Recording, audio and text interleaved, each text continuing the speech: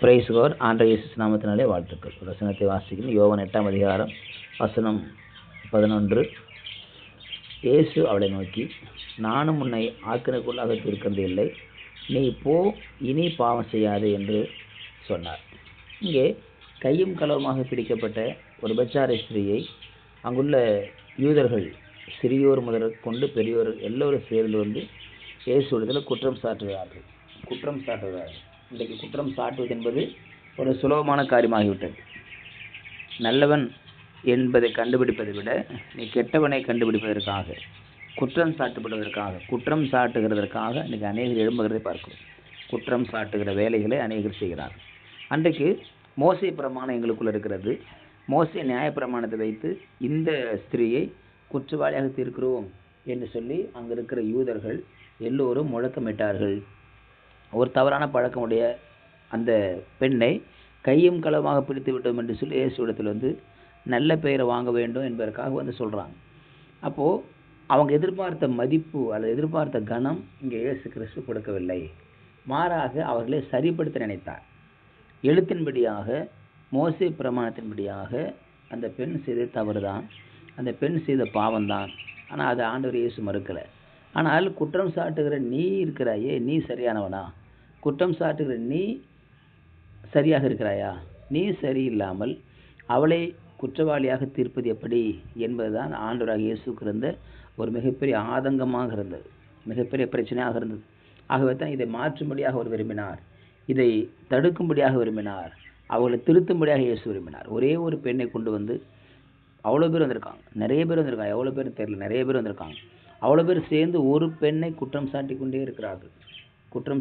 இருக்கிறார்கள். அப்போது ஆண்டவராக இயேசு கிறிஸ்து அவங்க சொல்கிறதெல்லாம் கேட்டார். எல்லாம் கேட்டுட்டு அவர் கீழே குனிந்து ஒன்றை எழுதுகிறார். ஒன்றை எழுதிட்டு அப்போ நிமித்து பார்த்து சொன்னார், உங்களில் பாவம் செய்யாதவன் இவள் மேல் முதலாவது கல்லெறியட்டும் என்று சொல்கிறார்.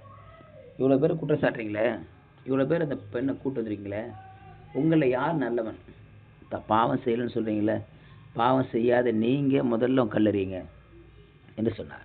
முதல்ல நீங்கள் கல்லெறிங்க. முதல்ல அவன் கல்லெறியிட்டோம்னு ஒருத்தனுக்கு வாய்ப்பு கொடுக்குறார். அந்த வாய்ப்பை ஒருவனும் பயன்படுத்தி கொள்ளவில்லை, அந்த வாய்ப்பை ஒருவனும் ஏற்றுக்கொள்ளவில்லை. காரணம், அவனுக்குள்ள குற்ற உணர்வு வந்தது.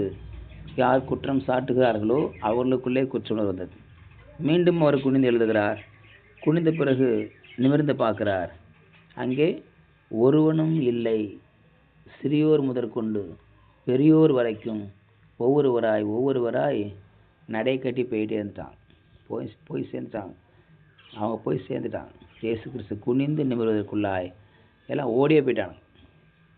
அப்போது இயேசு என்ன எழுதியிருப்பார்? சில பேர் சொல்கிறாங்க, பாவம் செய்தவனுடைய பெயர் ஒரு நாள் இருப்பாங்க. அங்கே நின்ற கூட்டத்தில் இருக்கிறவனுடைய ஒவ்வொரு பெயராக அங்கே எழுதியிருப்பார். அடுத்து என் பேர் வந்துடுமோ சில பயந்து என்ன பண்ணுறாங்க, எல்லாம் ஓடிவிட்டார்கள் என்று சொல்லி சொல்லப்படுகிறது. அப்போது ஆண்டவராக இயேசுக்கு எல்லாமே தெரியும். குற்றம் சாட்டிற்கு முன்பதாக நாம் யார் என்பதை நாம் புரிந்து கொள்ள வேண்டும். குற்றம் சாட்டுவது எளிது, ஆனால் நாம் யார் என்று அறிந்து கொள்வது மிக கடினம். தன்னுடைய பிழைகளை உணர்கிறவன் யார்? தன் பிழைகளை யார் உணர முடியும்? மற்றவங்க சொன்னாலும் கேட்க மாட்டாங்க, அவங்களாம் திருந்திக்க மாட்டாங்க.